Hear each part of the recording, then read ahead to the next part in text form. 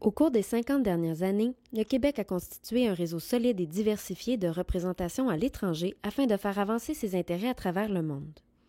Ce réseau a évolué au fil des décennies et des grands chamboulements de l'histoire, mais compte à l'heure actuelle 26 représentations dans 14 pays. En septembre 2017, une nouvelle représentation ouvrira ses portes, cette fois à Cuba, le Bureau du Québec à La Havane, dirigé par Mme Myriam Paquette-Côté. Quelle est selon vous l'utilité d'ouvrir une représentation à l'étranger? L'action internationale du gouvernement du Québec repose sur un principe relativement simple. Ce qui est de compétence chez nous au Québec l'est tout autant à l'extérieur de nos frontières. Autrement dit, si on a la responsabilité de la santé, de l'éducation, de la culture, chez nous, il est tout à fait normal et logique que nous négocions les coopérations internationales, les ententes, les différents engagements dans ces secteurs avec nos partenaires étrangers. Les représentations du Québec nous aident en ce sens-là. Elles font la promotion de notre expertise, de nos forces, nous aident à identifier par exemple des partenaires internationaux intéressants pour le développement du Québec. Les représentations du Québec nous aident aussi à être connectés sur le monde, à connaître la réalité propre, terrain de chaque pays, ce qui nous permet ensuite de pouvoir mieux ajuster en temps réel nos politiques, nos programmes, nos actions et nos priorités. En quoi est-ce pertinent d'ouvrir un bureau précisément à La Havane?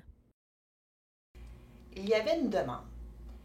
Il y a plusieurs entreprises québécoises qui sont intéressées à faire des affaires avec Cuba. Certains le font déjà, mais je suis convaincue qu'il y a un intérêt économique intéressant à continuer à explorer. Il y a d'autres secteurs également qui sont d'intérêt pour le Québec, par exemple en matière de culture, de sciences, de recherche. Ce sont autant de secteurs là, où vraiment on veut continuer à explorer ce qui est possible de faire avec Cuba. On sent une ouverture réelle du gouvernement de Cuba à collaborer avec nous. En étant sur place, mes yeux et mes oreilles vont être à l'affût des opportunités pour le Québec, pour nos chercheurs, pour nos créateurs, pour nos jeunes, pour nos entrepreneurs aussi. Pour donner un exemple, l'hiver dernier, nous avons appris que le Canada était le pays à l'honneur de la foire du livre de La Havane. Eh bien, on s'est rapidement mobilisé. On a réussi à composer avec différents partenaires une délégation de 32 auteurs, artistes, créateurs québécois qui sont allés fièrement représenter le Québec à La Havane et présenter le talent québécois. Et ça a donné lieu à des occasions de collaboration super intéressantes par la suite, au développement de partenariats, à des démarches artistiques conjointes. Bref, en saisissant cette opportunité-là, on a pu vraiment présenter le talent québécois. Quelles sont les prochaines étapes pour le Québec à Cuba? J'arrive à La Havane en septembre, dans le but d'établir une relation de long terme avec Cuba. Mon but est de démontrer que le Québec est un partenaire solide, de qualité, crédible. Autrement dit, que la marque de commerce québécoise est signe de compétence et de qualité. Mon principal mandat sera naturellement à vocation économique, mais aussi scientifique et culturelle. Je vais aussi essayer de mettre tout en œuvre pour créer un réseau de contacts dans d'autres secteurs où l'expertise québécoise est démontrée.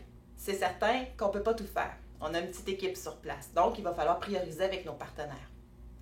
Je crois vraiment qu'en joignant les forces, en travaillant de manière concertée, on peut réussir à faire de grandes choses, et ce, même avec peu de moyens. Quelles sont les implications professionnelles et personnelles pour la directrice d'une nouvelle représentation à l'étranger comme vous?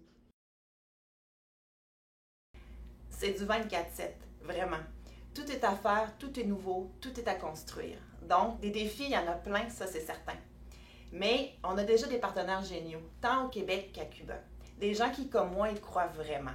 Donc, en ce sens-là, c'est sûr qu'on peut réaliser de grandes choses.